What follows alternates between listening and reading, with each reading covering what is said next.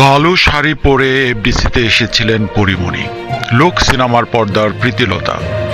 Jail থেকে বের হওয়ার পর বিপ্লবী প্রীতিলতা ওয়াদ্দেদারের মৃত্যুবার্ষিকীতে প্রথমবার জনসম্মুখে কথা বলেন। শুক্রবার বিএফডিসিতে এক সংবাদ সম্মেলন আয়োজন করেন প্রীতিলতা ছবির টিম।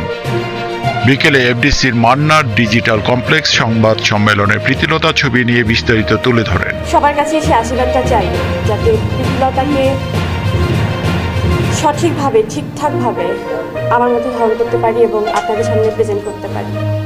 প্রীতিলতা যেভাবে তার মায়ের কাছে আশীর্বাদ চেয়েছিলেন, পরিমণিও সবার কাছে সেরকম আশীর্বাদ চান।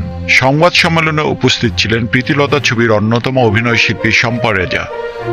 জেলখানা থেকে প্রীতিলতার মাকে লেখা চিঠিটি সংবাদ সম্মেলনে তিনি আবৃত্তি করে শোনান। সংবাদ সম্মেলনে আরও উপস্থিত ছিলেন ছবির প্রযোজক মোহিত হালদার, পরিচালক রাশেদ পলাশ, চিত্রনাট্যকার গোলাম রাব্বানি প্রমুখ।